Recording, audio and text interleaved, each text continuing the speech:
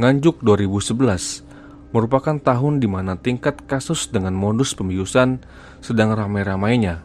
Polisi disibukkan dengan banyaknya laporan yang terjadi di angkutan umum dan tempat-tempat lainnya. Setiap minggu ada saja kasus yang terjadi. Motifnya pun beragam, mulai dari pencurian harta korban hingga asmara. Banyak kejadian kasus pembunuhan dan kekerasan yang terungkap dari penemuan-penemuan jasad korban yang telah mengeluarkan bau tak sedap, atau mungkin saja terungkap dari laporan-laporan keluarga yang melaporkan hilangnya anggota keluarganya, atau mungkin bisa saja terungkap dari hal yang lain. Namun dalam kasus ini, kejahatan seseorang terungkap dari sebuah aduan korbannya sendiri yang melapor ke polisi bahwa dirinya telah diracun oleh seseorang. Namun beruntung, ia masih bisa selamat. Pengungkapan kasus besar ini dimulai dari seorang pria 21 tahun asal Pasuruan yang bernama Muhammad Faiz. Pagi itu ia terpogoh-pogoh mendatangi kantor polisi untuk mengadukan tentang kejahatan yang baru aja ia alami. Dalam pengakuannya, ia tak sempat menghabiskan es teh yang sepertinya telah dikasih racun karena rasanya aneh, pahit-pahit gitu, dari seorang pria yang memberikan minuman itu. Setelah ia mulai tak sadarkan diri, ia pun ditinggalkan begitu aja di rumah seorang warga, dan pelaku kemudian menggasak seluruh barang bawaannya, termasuk ponsel korban. Polisi pada awalnya mengira bahwa kasus yang menimpa Muhammad Faiz adalah kasus yang sama dengan kasus yang belakangan lagi ramai itu. Namun setelah adanya laporan lebih lanjut mengenai jumlah korban tewas sampai 5 orang, lalu polisi kemudian lebih serius menyelidiki kasus ini. Polisi kemudian membentuk sebuah tim khusus untuk mengungkapnya. Handphone yang berhasil dicuri oleh pelaku kemudian dilacak lokasinya dengan menggunakan nomor IMEI handphone tersebut. Dengan mudah, polisi berhasil menemukan penadah barang tersebut. Dalam keterangannya, handphone tersebut dibeli dari seseorang pria yang tak ia kenal. Setelah mendapatkan keterangan lebih lanjut, kemudian polisi menyebarkan sketsa wajah pelaku. Dan beruntungnya, korban sempat mengingat pula nomor polisi sepeda motor yang dipakai oleh pelaku. Tak perlu waktu lama, cukup 3 hari setelah pelaku diburu, polisi berhasil menangkap pelaku pemberi racun kepada Muhammad Faiz. Pria itu bernama Mujianto alias Gentong, 24 tahun, asal Nganjuk. Dari sinilah sebuah kasus pembunuhan berantai terungkap. Seperti apa kasusnya? Jadi begini ceritanya. Pria ini bernama Mujianto alias Gentong, 24 tahun, asal Nganjuk, Jawa Timur. Kita panggil dia dengan sebutan Mas Muji. Ia merupakan seorang pemuda yang melalui kehidupannya dengan dihiasi oleh bilur-bilur kesedihan. Sejak masih bayi, tepatnya di usia ke-40 hari, Mas Muji telah diangkat oleh Pak Parni karena sang ibu dipanggil Sang Kuasa pada saat itu. Sejak masih kecil, orang tua angkat Mas Muji tidak pernah merasa ada yang aneh dengannya. Ia pun tumbuh seperti anak-anak pada umumnya. Walau hanya lulusan SD, dalam hal mencari nafkah, Mas Muji sangat bisa diandalkan. Ia merupakan pemuda dengan semangat juang yang tinggi, pahlawan keluarga, dan tulang punggung keluarga. Jenis kerjaan apapun pernah ia geluti, mulai dari menggarap sawah hingga menjual hasilnya ke pasar. Bahkan waktunya selama 2 tahun ia habiskan untuk berjualan bakso keliling di daerah Bogor saat itu. Semuanya ia lakukan untuk memberikan nafkah kepada keluarga yang ia cintai. Ya, walaupun hanya keluarga angkat, namun Mas Muji tulus berkorban untuk mereka. Sebagai pribadi yang tertutup, setelah 2 tahun bergelut dengan dunia perbaksoan, akhirnya Mas Muji pindah ke Nganjuk. Kabar kepindahannya sempat dikabari kepada keluarganya, namun Mas Muji tak memperinci di Nganjuk ia tinggal dengan siapa dan kerja sebagai apa. Di Nganjuk inilah Mas Muji kemudian kenalan dengan seorang ASN yang merupakan seorang tenaga pengajar di sebuah SMP negeri di Nganjuk, Jawa Timur. Pria itu bernama Joko Supriyanto.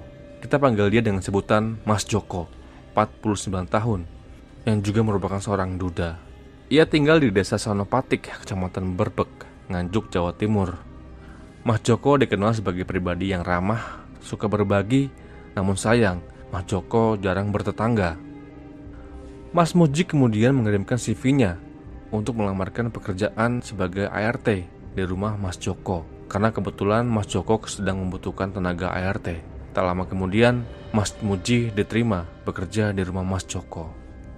Awal karir sebagai ART, Mas Muji bekerja sangat baik.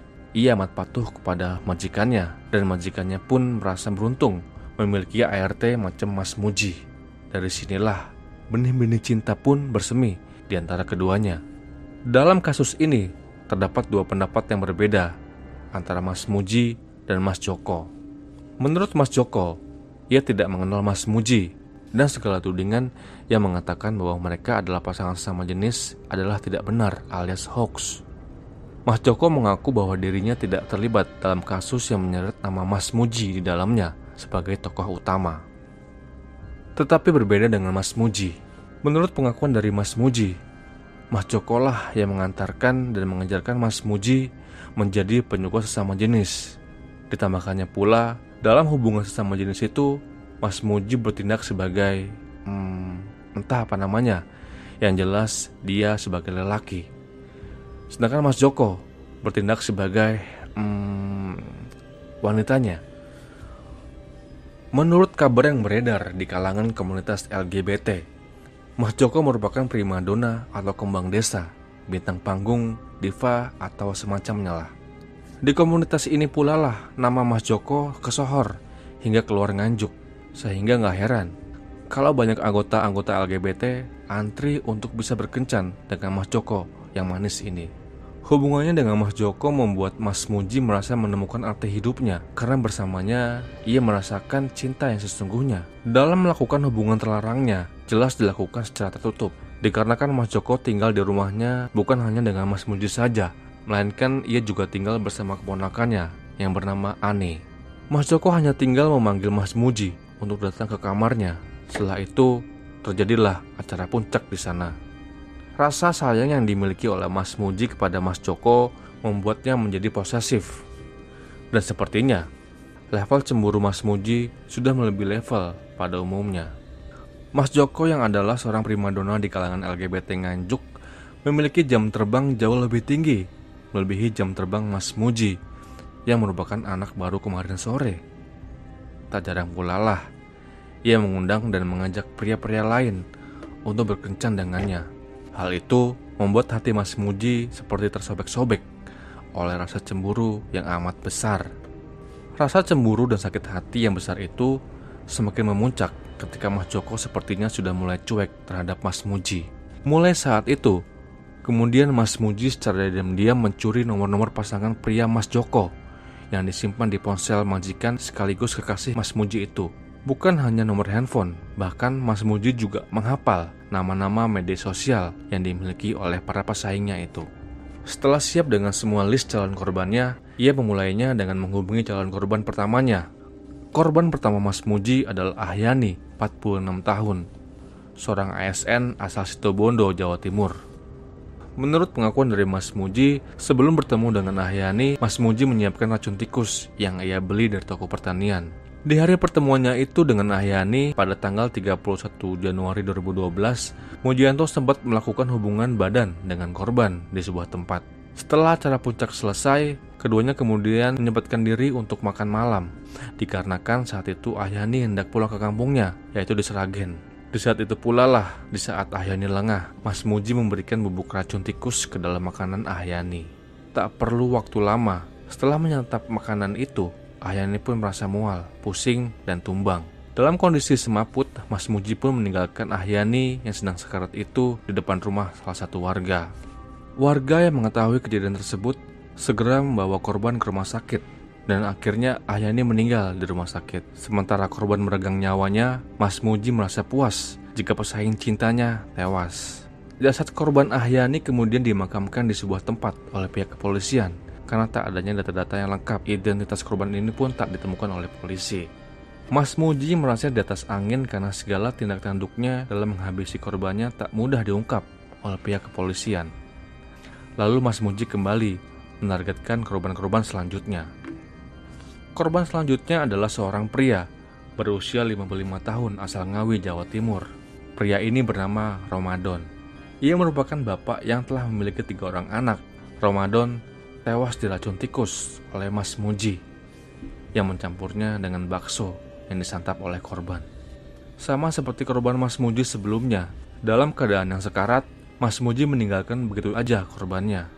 Pengakuan Mas Muji bahwa korban ini adalah temannya dan ia hendak pergi sebentar, ingin melaporkan kepada pihak keluarga sembari memanggil dokter.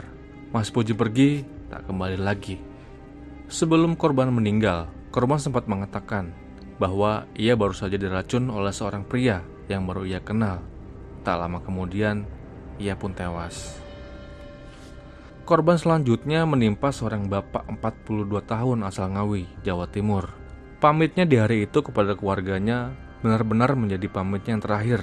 Setelah pamit, Sudarno bertemu dengan Mas Muji, yang sebelumnya telah tercipta sebuah janji untuk saling bertemu di sebuah tempat. Sama, Sudarno tewas dengan cara diracun yang dibubuhi ke dalam makanannya oleh Mas Muji. Sempat tak dikenali, akhirnya jenazah korban dimakamkan di TPU dengan tanpa nama di batu nisannya. Belakangan, akhirnya setelah kasus ini terungkap, makam Sudarno dibongkar untuk mencocokkan segala temuan-temuan yang berhasil dikumpulkan oleh pihak kepolisian. Mas Muji kembali dengan rasa tenang dan puas, karena sekali lagi, tindakan kejinya tak tercium oleh aparat keamanan. Ia pun terus melakukan tindakan keji tersebut, bahkan korbannya pun mencapai 23 orang yang berhasil ia racun, termasuk 5 orang tewas. Laporan Faiz mengungkapkan sebuah kasus pembunuhan berantai yang membuat gempar warga Jawa Timur saat itu. Saking gemparnya, sampai-sampai kasus ini pun disamakan dengan kasus Rian Jombang yang legendaris itu. Dalam proses hukum yang berjalan saat itu, Mas Muji mengaku bahwa ia merupakan cowok yang normal-normal saja. Ia juga mencintai wanita pada awalnya. Namun haluannya berubah ketika ia bekerja di rumah Mas Joko. Di sana pula lah ia mengaku bahwa ia pernah diperkosa oleh Mas Joko, dan ia pun diancam akan memecatnya jika tak menuruti ajakannya. Hal-hal tersebut lama-lama membuat Mas Muji semakin nyaman akan pelukan dan dekapan hangat sang majikan tercinta itu. Sebuah iming-iming hadiah seperti sepeda motor menjadi reward yang diberikan kepada Mas Muji jika ia patuh kepada majikannya itu. Namun hal itu dibantah oleh Mas Joko yang mengaku tak mengenal Mas Muji. Dalam tes kejiwaan yang dilakukan oleh tim penyidik menyimpulkan bahwa Mas Mujianto merupakan orang yang tidak sama sekali mengalami gangguan jiwa. Bahkan dikatakan juga dalam usahanya menghabis nyawa para korbannya itu semuanya didasari oleh motif asmara. Ia merasa dikhianati oleh Mas Joko yang sempat tak lagi memberikannya waktu untuk dia seorang. Rumah tangga yang rumit. Dalam sebuah persidangan, jaksa menjerat pelaku dengan pasal 338 KUHP dengan tuntutan hanya 8 tahun penjara. Majelis hakim akhirnya memvonis Mas Muji dengan hukuman 9 tahun penjara, lebih berat dari tuntutan jaksa. 9 tahun di penjara tentu aja nih, ia mendapatkan banyak sekali bonus-bonus pengurangan masa tahanan. Akhirnya, pada tahun 2018, Mas Muji pun bisa menghirup udara bebas. Sekarang ia kembali ke masyarakat. Tentu dan semoga aja kelakuan buruknya di masa lalu bisa ia ubah. Semoga ya guys, semoga. Nah, kira-kira setelah ia bebas, bisa gak sih menjamin kalau ia tuh bakal menjadi pria seutuhnya dan gak lagi mencari-cari di mana Mas Joko berada, pelipur laranya dulu? Silakan komen. Oke, sampai di sini saja. Bye-bye.